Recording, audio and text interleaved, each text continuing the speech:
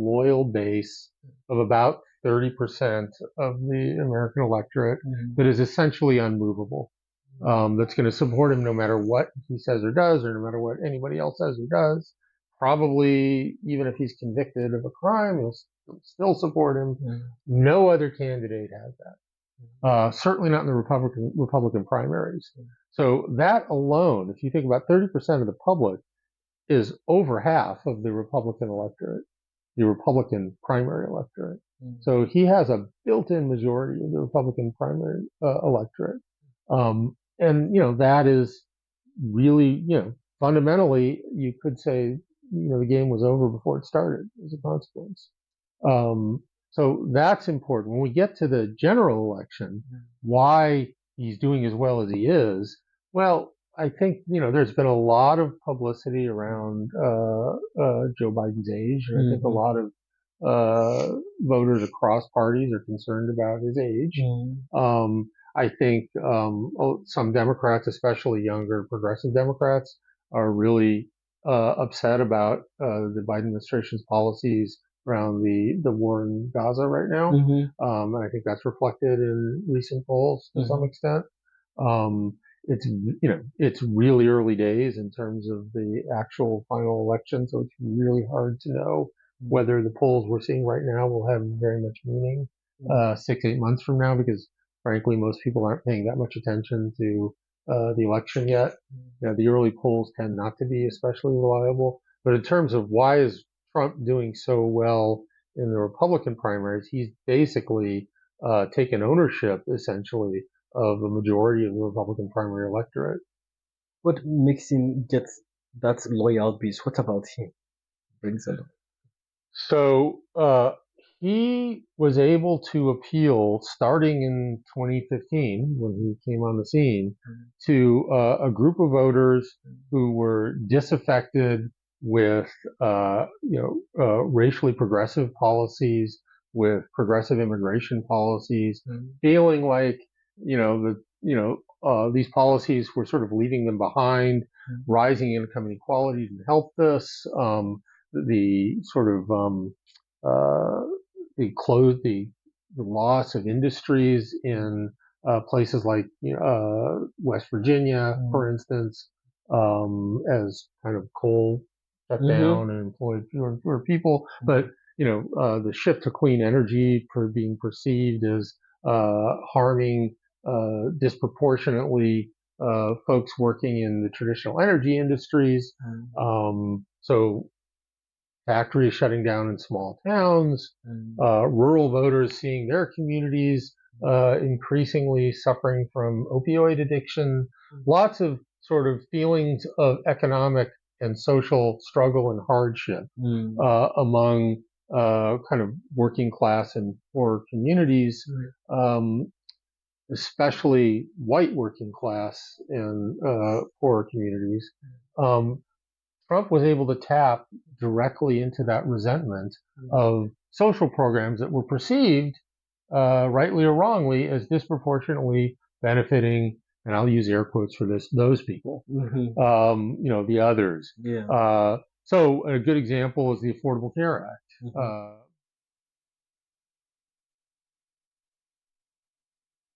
All right, so that was some explanation regarding why he is still popular despite the many challenges he's facing.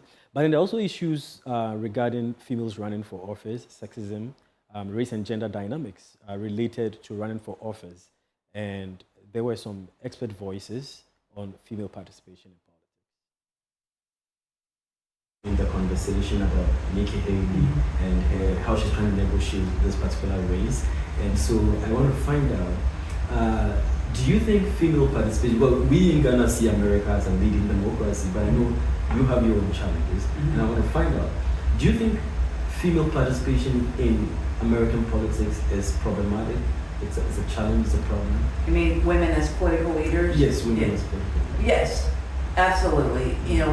We're a country that has never had a woman president, and, when Hillary Clinton won, she won the popular vote, but not the electoral college, which really is what matters. And then when that happened, then the response was, okay, we tried to elect a woman, that didn't work, so we want to make sure we nominate someone who will win. And that's how Joe Biden, was able to move up in 2020, even though there were 4 to 5 qualified women who were also running against him. That really didn't get traction. Yeah.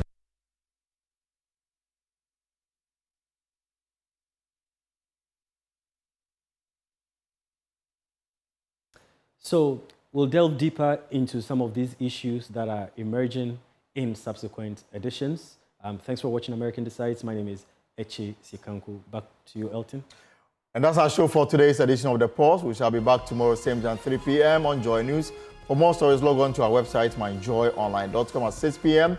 We have a thought leadership series on the empty place, our documentary on the senior high school feeding challenge. Stay tuned for that.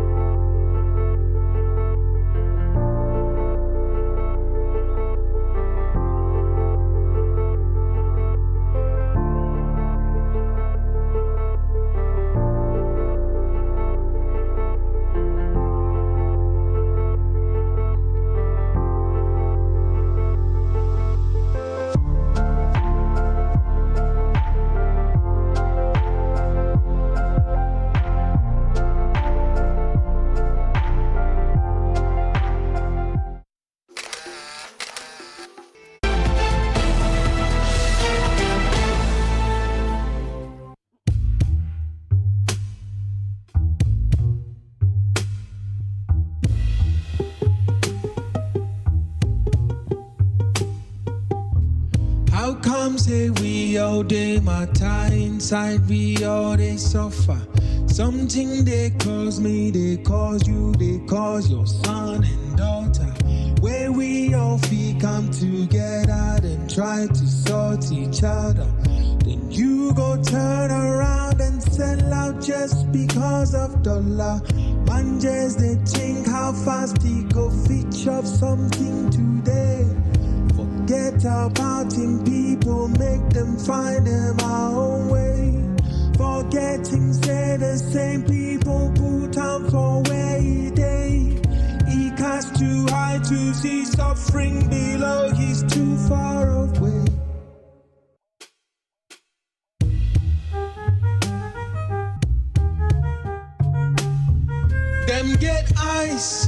but them know they see. Them get hot, but them know they feel. Some too they get mind, but them know they think.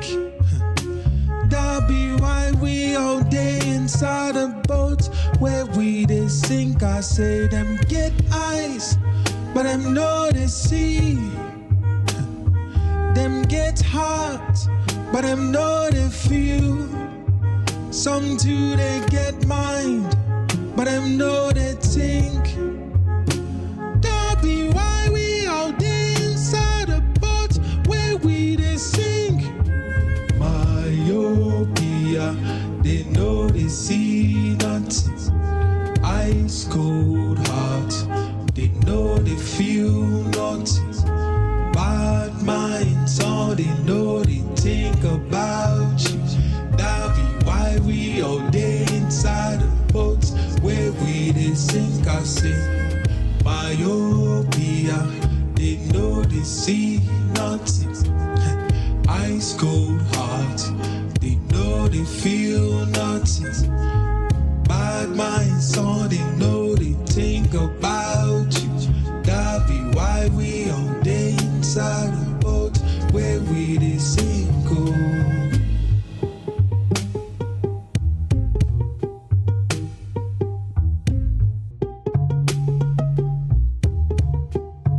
I say them get ice, but them know they see.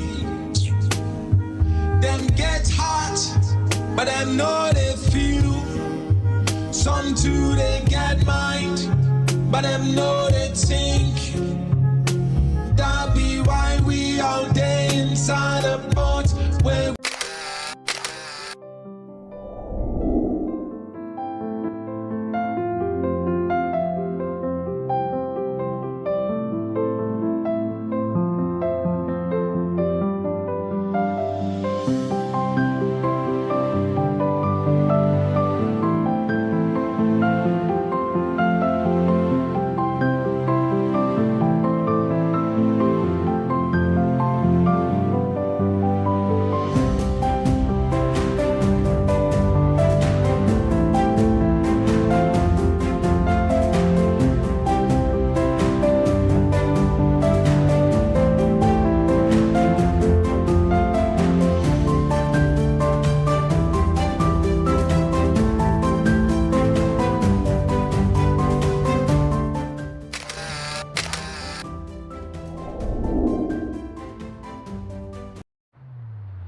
Across Africa, a new era has begun, shifting our focus to a new horizon, connecting us with one purpose: to create and share opportunities to grow.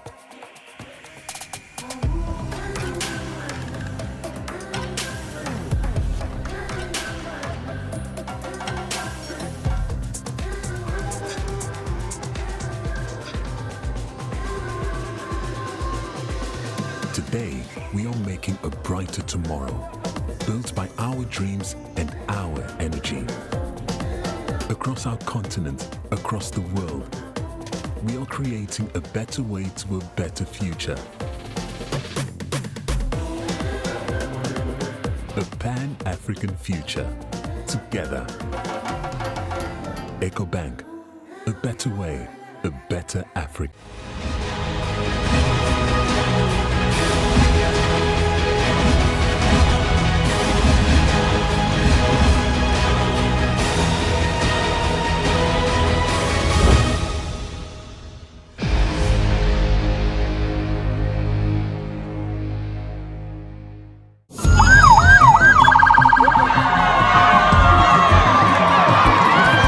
High School. We have the Batikabo MP here, Honorable Boniface Abubakar, who also... Today, we take an important step on that journey. From today onwards, no child will ever be denied senior high school education simply because his or her family is unable to afford it. The free senior high school policy an important initiative of the Akufo-Addo administration, stands as a monumental welfare program, significantly eradicating financial barriers to secondary education in Ghana and opening new doors for countless children.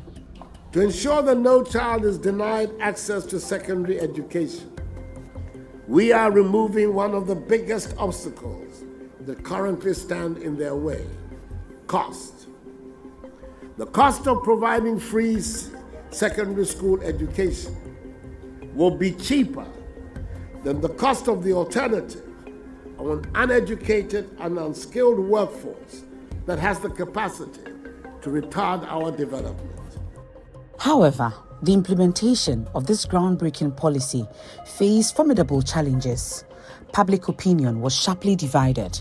Should the free SHS target only the financially disadvantaged, or should its rollout have awaited the necessary infrastructure for effective implementation? These debates intensified when Finance Minister Ken Ofori-Atta in 2017 proposed the exclusion of financially capable families from the program. Despite these challenges, the policy has not only endured, but also thrived. If the succession is anything to go by, then Vice President Dr. Mahmoud Bawumia places it succinctly under this cliché. So far, so good.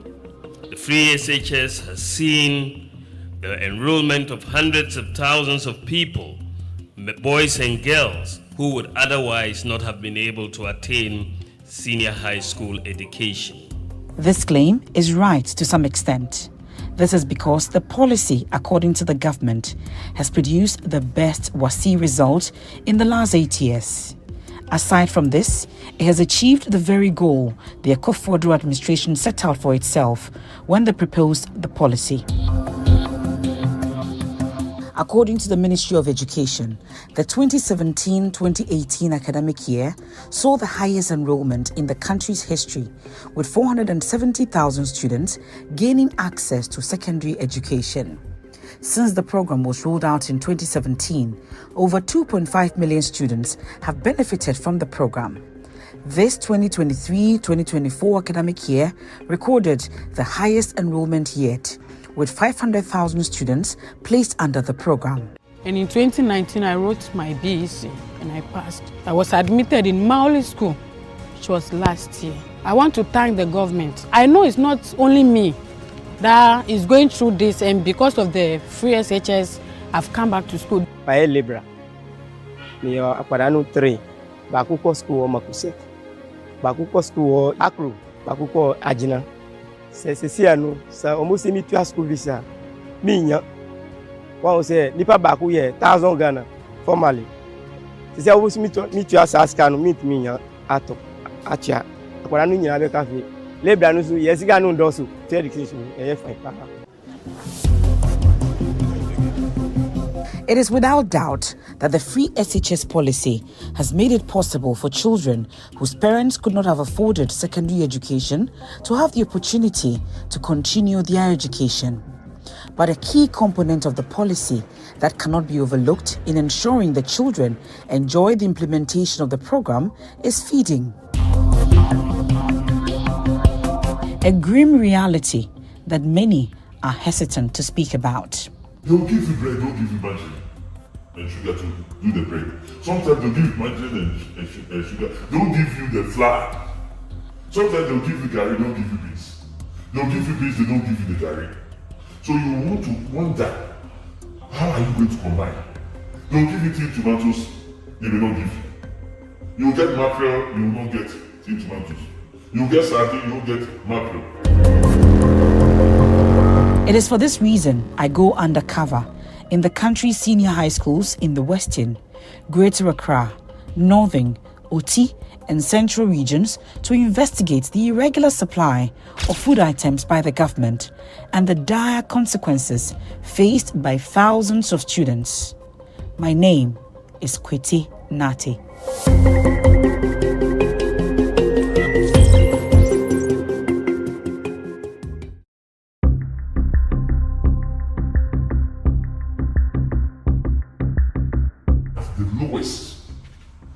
To be understood this.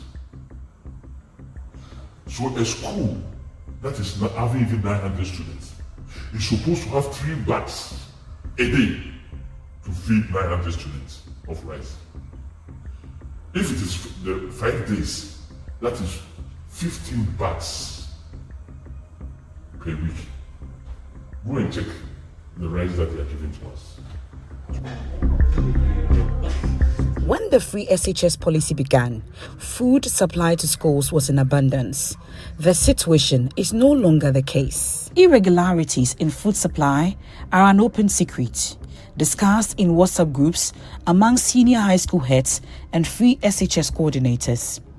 My infiltration into these platforms has revealed desperate messages from schools across the central region, including Infantsipim School, Adisadel College, in Saba Presbyterian SHS, Asin Manso SHS, and the Brahman SHS, urgently requesting adequate food supplies. Here in the central region, the harsh reality comes to life. A dining hall prefect, Sambali, informs first-year students of the insufficient food supply. Their meals are reduced to simple, often nutritionally inadequate options. This situation is not unique to the central region, but is echoed across schools in other regions.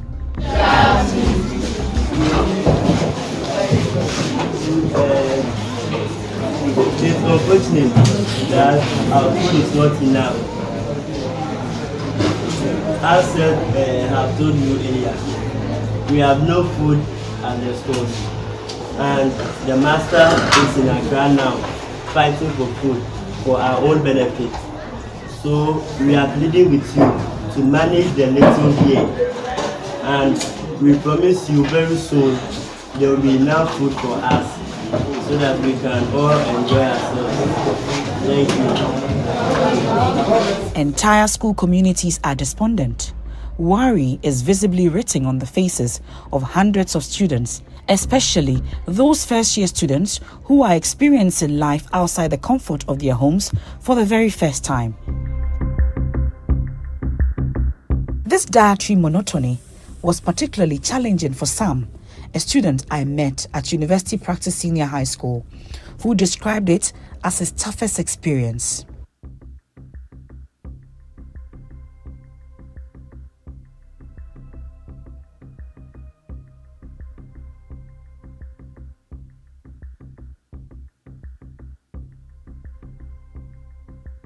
Which food has been the bad? This one, you just rejected it, you didn't after tasting the first one. Gari and soup. Gari and soup. Why? What was wrong with it? It was small and it was not nice. It was small and it was not nice. But did you complain? Have you guys been complaining? You have not been complaining. Every night, Sam and his peers are haunted by this grim reality. These children go to bed burdened with thoughts about what they will eat when they wake up to a new day. It is no fault of theirs that the government that promised their parents free education is unable to provide enough food to feed their youthful appetites. This issue extends beyond the central region, as school authorities from several senior high schools in the Upper West region have also shared with JoyNews. What we experience generally across the country is that occasionally we come under a bit of a pressure. Occasionally you may have a shortage of this or that. In fact, the biggest problem we have is schools generally not having all the consignments of food that they need at a go. And what I mean is that you have one point in time you have rice in large quantities. On the other hand, you do not have maize. You do not have granules. You do not have all the other items. So the temptation and the only way out is to utilize the rice. So at the end of the day, you may have large quantities of rice and in no time you exhaust it. And other times you actually run into very critical situations where it is even out of the way. I remember just, my school is a double track school. Shortly before the Form 3s and the Form 2s went, we actually ran out of food supply. It got to a time that if some consignment had not arrived within 2 days, we would have virtually not been feeding the students. Currently, there are feeding challenges. Honestly speaking, we don't have food. We don't have. Since we opened, we're giving food for 3 weeks. We exhausted it. Last week, we went back for 30 bags of rice. But these 30 bags, if I have all my population on campus, I take 20 bags a week. The second years and third years are on campus, I take 15 bags a week. So it means that the 30 bags will do for only 2 weeks. The rest of the food items, gari, soya bean, maize, and a lot of them are not available. They feed in the old challenges. We say have the old challenges, but last week we were giving 35 bags of rice. At least they have also made some small payment for perishable that we can buy the perishable. But the challenge would be the buffer stock items. So when school reopened, we were giving some few items. We depended on that up to a point last week, which they brought in. They asked us, we went for some rice. We went for 35 bags of rice. So that's what we are managing on for now. Many school heads are hard-pressed in their bid to feed the students properly. But the stark reality is, they can only offer the students what government supplies. Kwesi Kwarteng speaks for the Education Ministry. He disagrees there are food shortages within the schools. In terms of food shortage occasioned by irregular supply of food from buffer stock, we've not had any formal complaint. Of course, unless, of course, we are able to get the list of those schools quickly, we intervene. I've always insisted that our duty as leadership is to always intervene when there are challenges. Of course, leadership is not there because to immune ourselves from challenges. My visit to Triponi Senior High School in the Northeast region reveals students being served meals that barely meet nutritional standards. That's why I'm school management. But if you had an opportunity, which food would you have taken? Rice, yam, which food would you have taken? So rice. Breakfast, we take Tom Brown, then in the afternoon we take rice or beans. The Tom Brown, were you given milk? No milk? Yes. Wow. In the afternoon, what did you take? Sometimes they prepare tea without milk, without bread. And then in the afternoon, either today we take rice and beans. Every day rice and beans? Wow. The whole of this time? Yes. It's either t-shirt in the evening? Yes, it's rice in the afternoon or beans in the afternoon. Wow. It's either today they will give us rice, tomorrow beans, tomorrow next rice, tomorrow next beans. The students tell me their joy will know no bounds the day they will be served jollof rice with fish or chicken. But they know it is a pipe dream. Under the policy, residential students are supposed to benefit from 3 square meals, while non-residential ones get 1 hot meal. In some schools, the investigative team observed that between 8 to 15 students were assigned to a table to share a meal. The picture is no different at the Ahantaman Senior High School in the Western region. These first-year students who thronged the dining hall were expecting to be served a breakfast that was balanced in nutrition. But that isn't the case. What they had was porridge without milk and bread. The challenge has been that my daughter is constantly complaining that the food they are fed with is not enough. I've taken the pains to also provide enough food like gari and others that she can eat from her chobox. But it turns out that the school parents of this school have come together to get support for the school. So we contribute some amount of money. We're supposed to contribute twice in a term. That's 500 cedis for the first half, and the other half we contribute another 500 cedis. We tried to support, but because of government initiative, it's difficult. So for me, I sometimes, let me put in quotes, smuggled food to the school for my ward. And another concern is their food. To be frank, They are not eating any better food at all. So every time she will call that, mommy, I don't have money.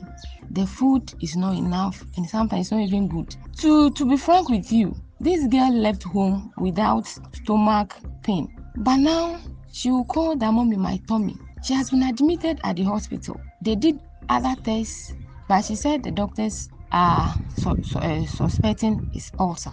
It is very bad. We are not saying they should not eat gari, but the gari is too much. They are not fed properly. They are made to work like horses. Like, I don't know. In fact, I think this is the second prison yard. Even the prison, those in the prison, I don't think they go through what these girls are going through. As for school, you cannot have it like you have it in your house. I cannot tell you. If I tell you that I'm happy with the quality of the food, as expected, no, I'll be telling lies. It's not up to standard. But as students, they will have to manage. Yes, they have to manage. Like I said, it's everything that adds up to the quality. If you do not have mackerel in a point in time and you're supposed to have it, the quality of the food will not be right. If you do not have tinned tomatoes, and sometimes we run out of these things. There are times you do not have the tinned tomato, you may not have a mackerel, and the matrons will have to manage. So, of course, that speaks to the quality. I think it could have been better. At the Achimota school, the students have been served fried rice and sauce. The food appeared to have less nutritional value. Some of the students complained about the quantity of what they've been served with. It's all about the quantity, and the jollof too quantity, very small. And then the amount of sauce they serve per table, they are sitting on the table. So the amount of sauce is, this is the pan of the sauce, and it's very small, very small. So if you distribute to them, some people don't even get this sometimes.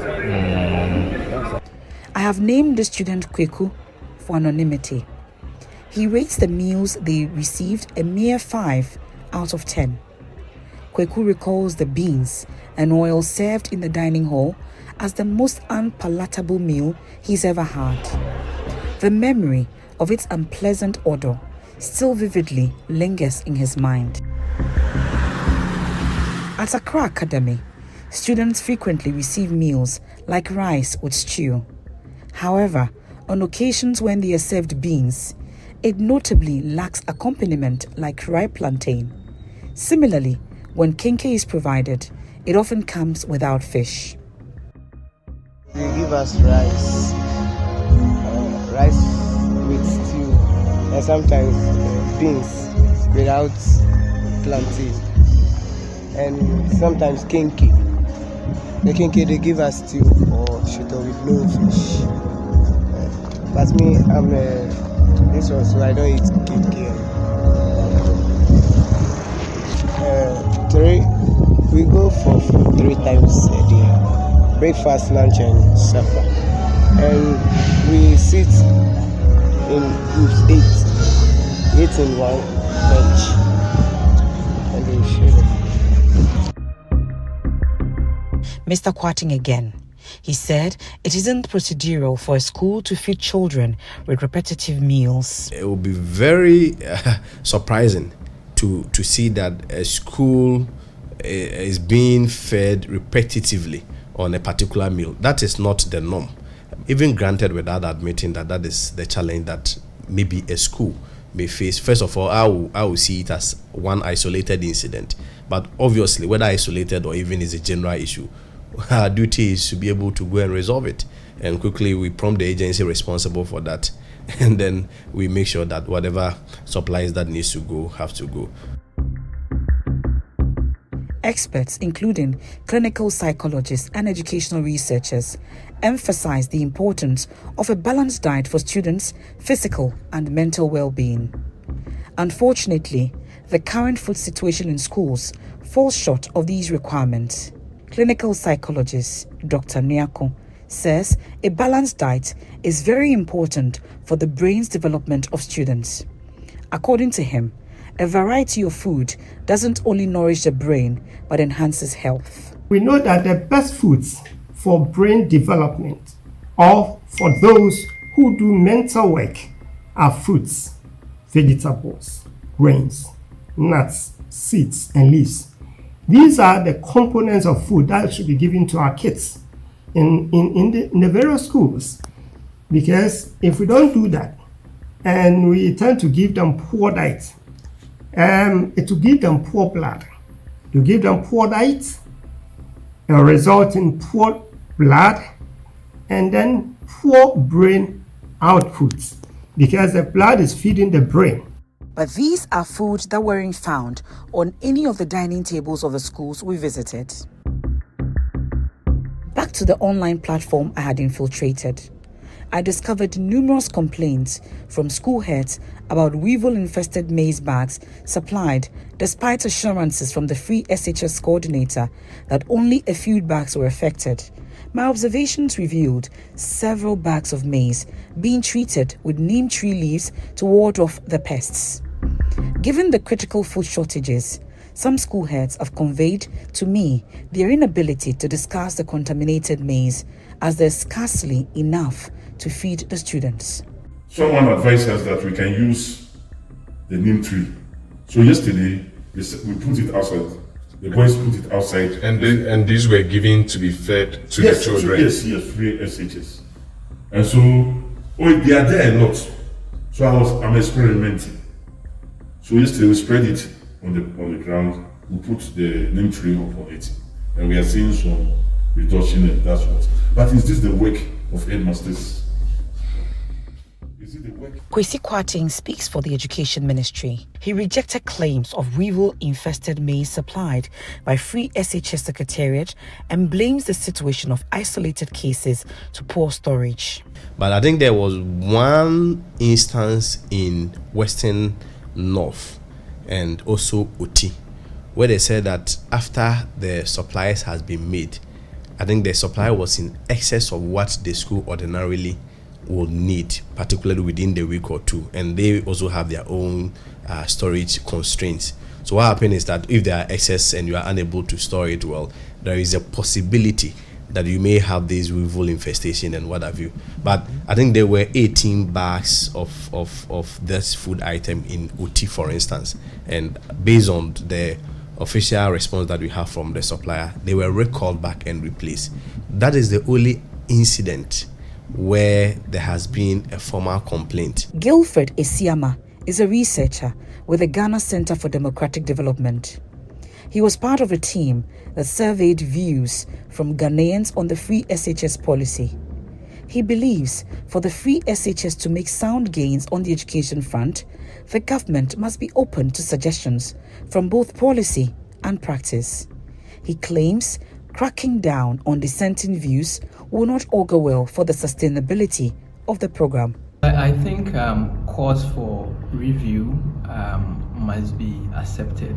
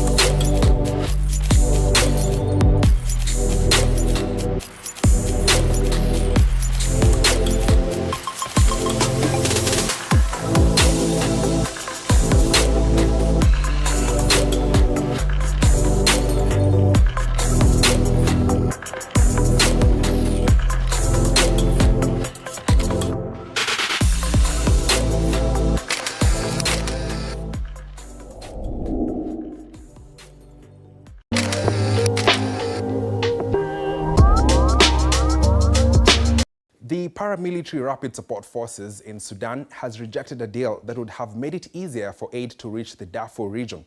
People there are facing a humanitarian crisis, with warnings from the UN that Sudan has become one of the worst humanitarian disasters in recent memory.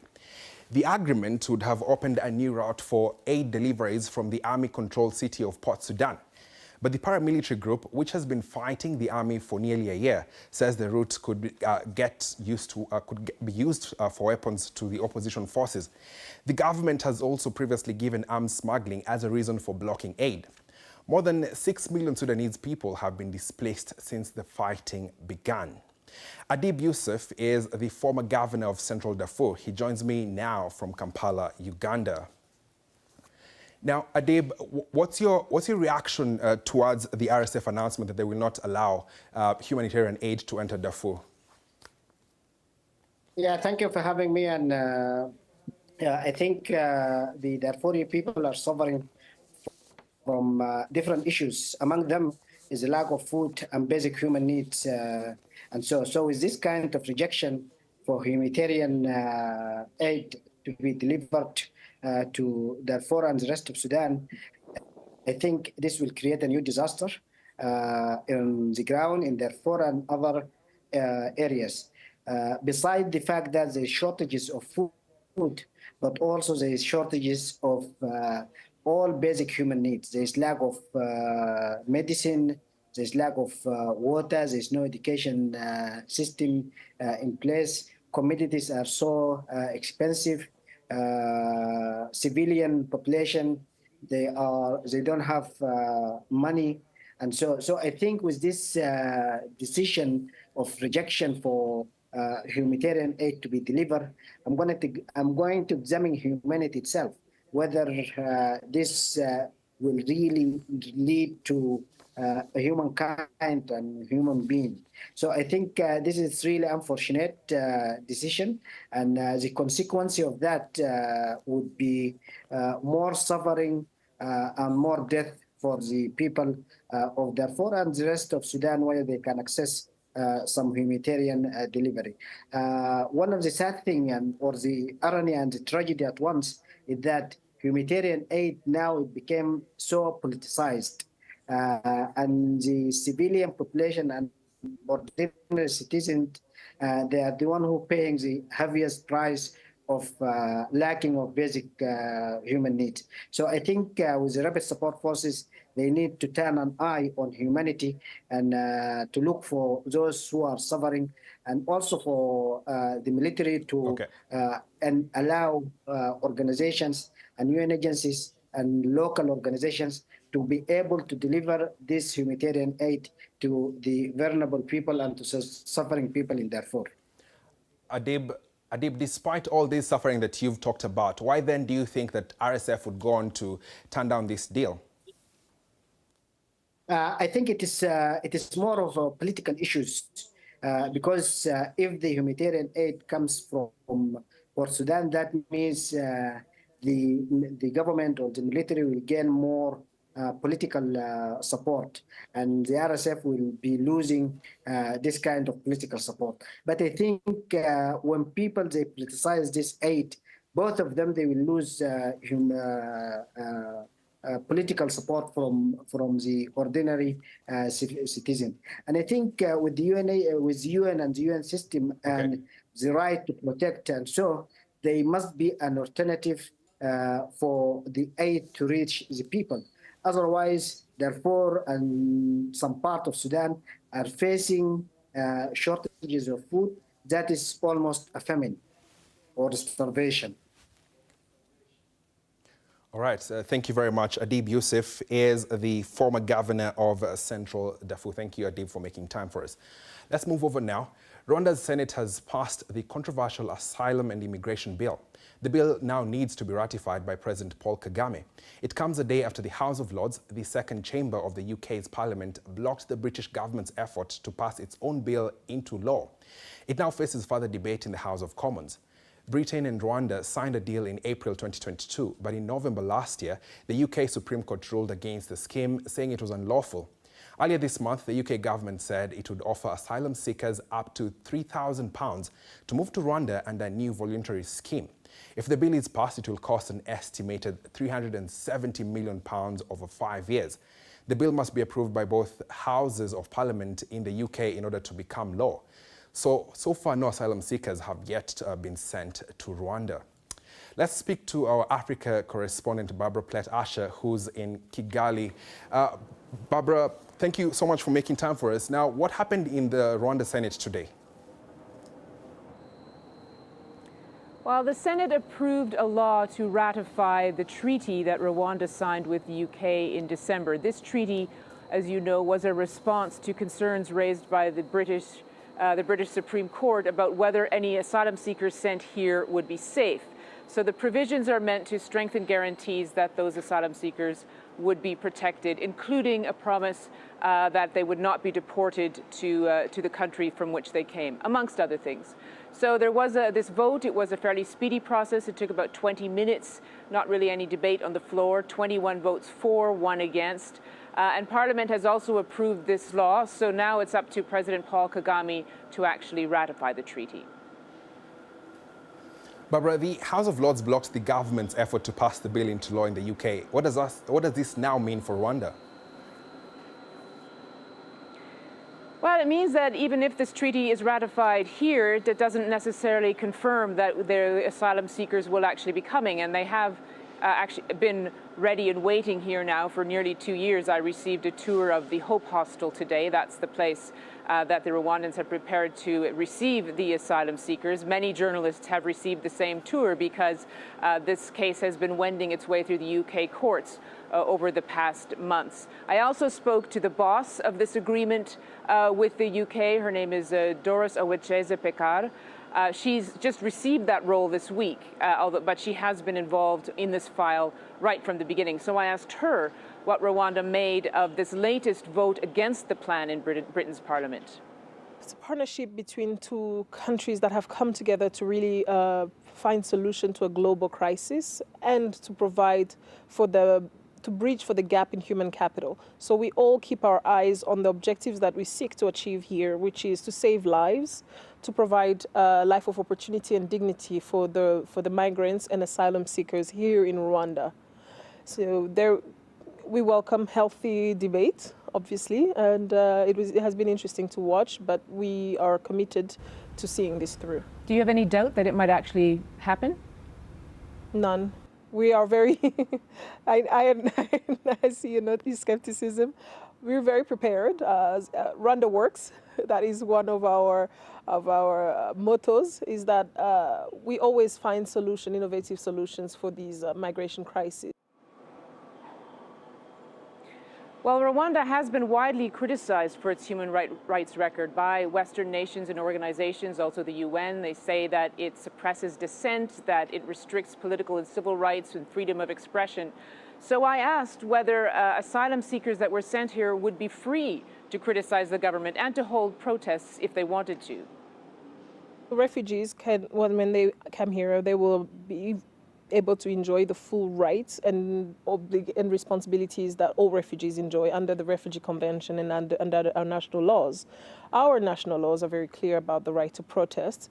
It is protected under specific circumstances, and and if they do wish to protest peacefully within the confines of the law, they're welcome to. However, you have to remember that refugees in general are not with regards to the political activities of refugees, they're restricted by the Refugee Convention.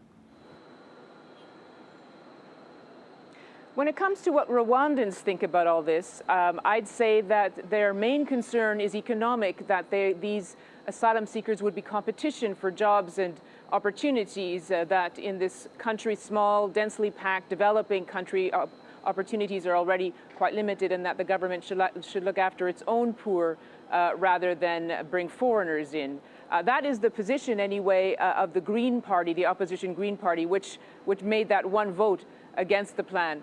Some Rwandans do accept the government argument that this could be good for the country, that the money that the UK is giving to look after the refugees also includes money for development projects here.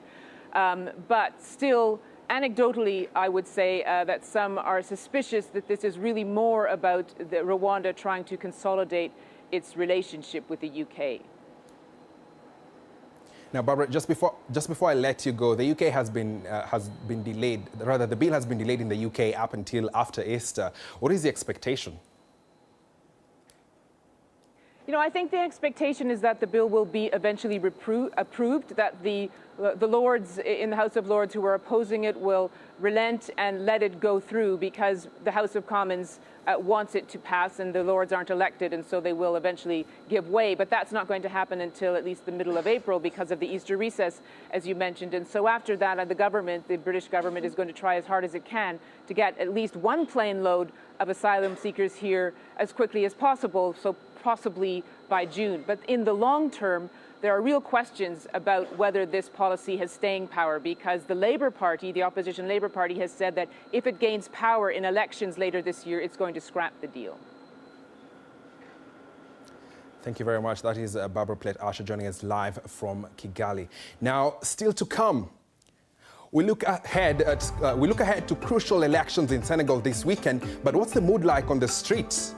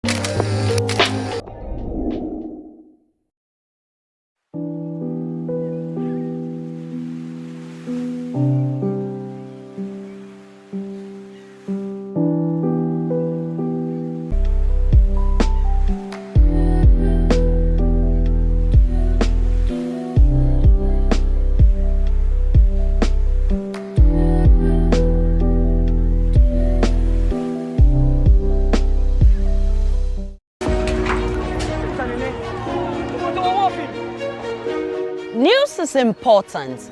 It's the only way you get to know the things that happen around you, what affects you today and the future. At JoyNews, we have reporters scattered around the country who tell us about the communities they live in, the people and their stories. The key part of our job here at JoyNews is to make clearer the muffled voices in every part of society. We shine light on the issues. My name is Aisha Ibrahim, and this is JoyNews. Independent, credible, and fearless.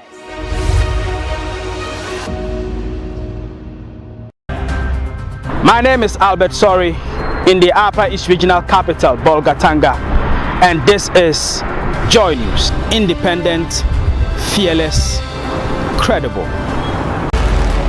I am Anas Sabit on the principal streets of Tichiman, and this is JoyNews. Independent, fearless, and credible.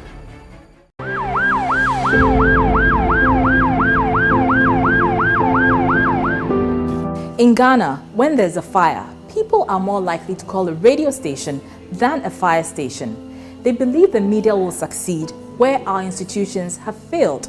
That is a huge responsibility for any journalist to shoulder. Thankfully, at JoyNews, we are more than journalists. We are agents of development. We are champions of change. We don't just report the problem, we help to find solutions. We are JoyNews, home of independent, fearless, and credible journalism. My name is Araba Kumsin.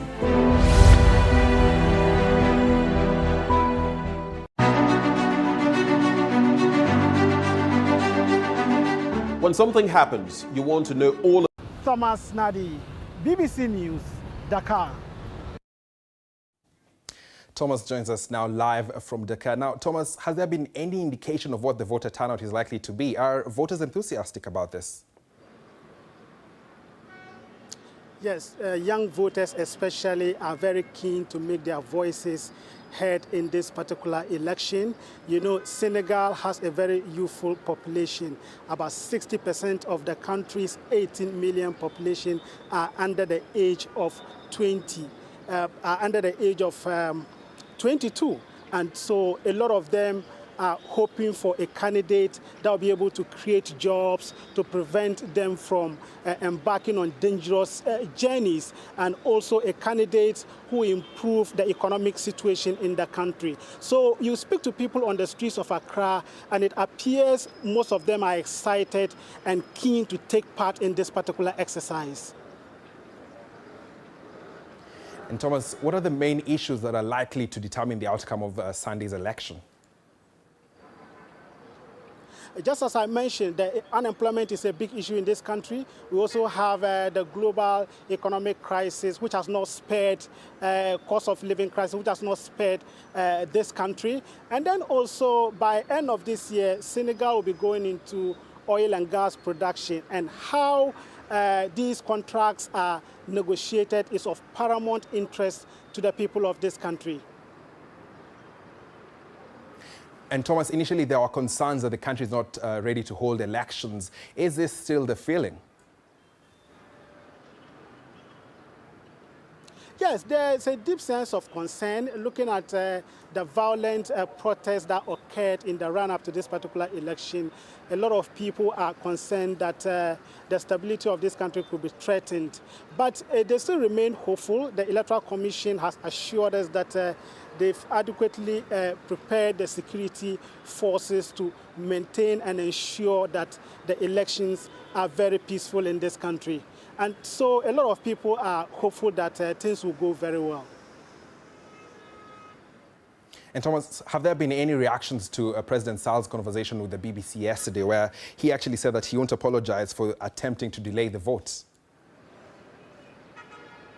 A lot of people are disappointed. People are not happy that he did not take responsibility for his actions. His decision to postpone the election is the fasting period, and so in the afternoons like this, there's less political activity. After they've breaking their fast, that's when you get to see a lot of young people rallying. Be updated on the Senegal election, which is actually happening on Sunday. Now, Ethiopia's biggest commercial bank is still scrambling to recoup large sums of money withdrawn by customers. The problem happened after a so-called systems glitch. Customers discovered early on Saturday that they could take out more cash than they actually had in their accounts at the Commercial Bank of Ethiopia. More than $40 million was withdrawn or transferred to other bank accounts, according to local media reports. It was only after several hours that transactions were frozen. The head of Ethiopia's largest commercial bank, Abe Sano, has threatened people who took advantage of the system glitch with prosecution unless they return the money by the end of this week. Well, to get more on this story, let's speak to our correspondent, Kalkidan Yelbital, who joins us live from Ethiopia's capital. Kalkidan, thanks for your time. Could you tell us what's the latest development on this story, especially when it comes to recovery of the funds? Well, the Commercial Bank of Ethiopia today as well was trying to release different statements saying that people who have taken money that's not yours, or people who are taken money more than they had in their accounts should return it. So these notices or these statements are, some of them are warnings of legal threats, or some of them are just urging people to return them voluntarily. And earlier today they said that they would be forced to announce the names and the images of the people who took the money on different media outlets unless they return it voluntarily. So it's sort of a public shaming trait is the latest that we've heard. But they said that unless the money is returned at the end of the day, the people who took money more than they had in their accounts would be facing legal threats. But so far we don't know how much of that money has been returned. And Kalkidan, to many people following this story, they find it rather bizarre. Could you just tell us, how did you get here and what happened exactly? Yes, it was strange indeed. It happened over the weekend, and then in late hours on Saturday morning, it was found out that people could take as much money as they want from cash machines on different parts of the country, as well as they could transfer money more than they had in their accounts. So once this was realized, the word got out, and many people, particularly among university campuses, university students were calling each other and texting each other in different messaging apps, and long lines lines were formed in some of these areas where people were trying to get as much money as they could from cash machines. They also tried to transfer money to the other accounts as well. The bank understood this problem, and they managed to freeze all the transactions hours later. But during that time, quite a large number of money has been transferred or withdrawn, we understand. The bank is not giving us the exact amount of that money, saying that they're conducting audits. But as you said, local media are reporting it could be in the upwards of $40 million. So that's a staggering amount of money. And could the potential loss of this money have further consequences for the bank? Do we know?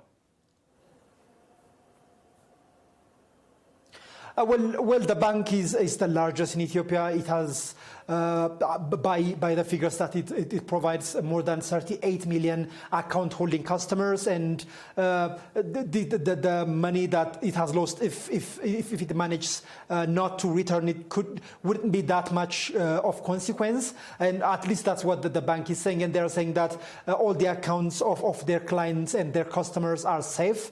But they are saying that they are going to recoup all the money or most of the money from the people that they took it. So it doesn't seem that it's going to impact the safety or the security of the bank or its customers. I'm just a little curious, Kalkidan, before we let you go. What are people thinking about this whole incident?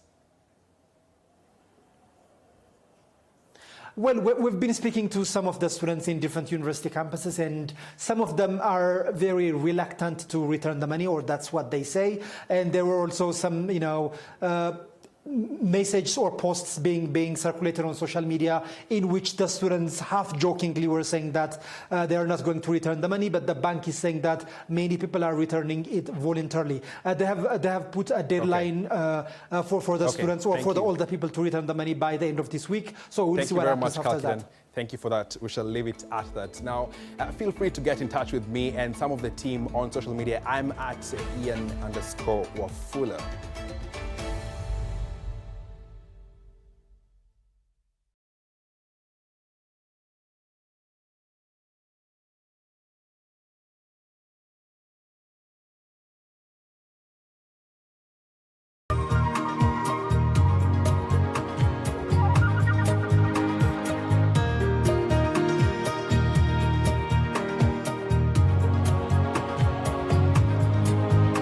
Fearless.